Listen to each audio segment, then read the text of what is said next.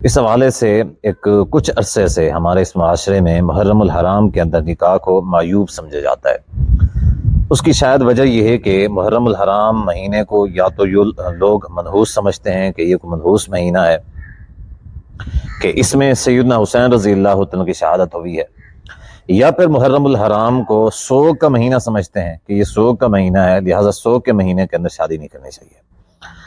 تو سمجھنے والی بات یہ ہے کہ پہلی بات کہ محرم کا مہینہ منحوس ہے، جی نہیں، شریعت کے اندر کوئی بھی دن، کوئی بھی ہفتہ، کوئی بھی مہینہ یا کوئی بھی سال، کوئی ایسی گھڑی منحوس نہیں ہے۔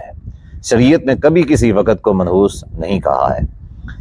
اسی طریقے سے سوگ کے طور کے اوپر کہ چونکہ سیدنا حسین رضی اللہ عنہ کی شہادت محرم کے اندر ہوئی ہے، تو شہادت کی وجہ سے غم میں ہوتے ہوئے شادی نہیں کرنی چاہیے۔ اچھا، یہی کنسیپٹ ہمارے معاشرے میں وہاں بھی پایا جاتا ہے۔ معاشرے میں جب کوئی رشتہ داروں میں فوت ہو جاتا ہے تو دور دور پہ شادی کینسل کر دی جاتی ہے، مؤخر کر دی جاتی ہے، صرف اور صرف اس وجہ سے لوگ کیا کہیں گے، ان کو غم نہیں ہے مرنے والے کا۔ تو اس چیز کو اچھا سمجھا جاتا ہے کہ مؤخر کر دی جائے، لیٹ کر دی جائے، ابھی فوتگی ہو گئی، چلے علاقے میں رشتہ داروں میں فوتگی ہو چکی ہے تو اب لہٰذا اس کو بہت زیادہ مؤخر کرنا چاہیے تاکہ یہ سوگ منایا جا سکے۔ تو دیکھیں، سوگ بھی شریعت کے اندر ہر کسی کے لیے نہیں ہے۔ سوگ تو عام طور پہ شوہر کا بیوی کے لیے ہوتا ہے، اور کسی کے لیے سوگ نہیں ہے۔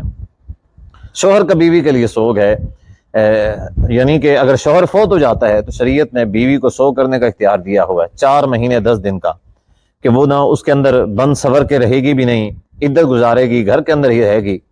اسی طریقے سے کوئی انوکھا خوشی والا کام بھی نہیں کرے گی اور اس میں شامل بھی نہیں ہوگی۔ اس وجہ سے شریعت نے رکھا ہوا ہے کہ یہ سب سے زیادہ حق جو شوہر کا ہے۔ اس کے علاوہ شریعت نے کسی کے لیے نہیں رکھا ہوا۔ اب والدین ہے، ظاہر اولاد کا دکھ اور غم ہوتا ہے، سوگ ہوتا ہے، بالکل ہوتا ہے، ورنہ سیدنا حسین رضی اللہ عنہ کی جو شہادت ہے ظاہر ایک مسلمانوں کے لیے ایک بہت بڑا سانحہ ہے، اس میں کوئی شک والی بات نہیں ہے، لیکن پھر بھی شریعت نے کسی قسم کا اس طرح کا کوئی سوگ یا اس طرح کی کوئی نحوست نہیں رکھی ہوئی۔ حالانکہ آپ اگر مطالعہ کریں تاریخ کا تو سیدنا علی رضی اللہ تعالیٰ عنہ، سیدہ فاطمہ رضی اللہ تعالیٰ عنہ کا نکاح بھی محرم کے مہینے کے اندر ہی ہوا تھا۔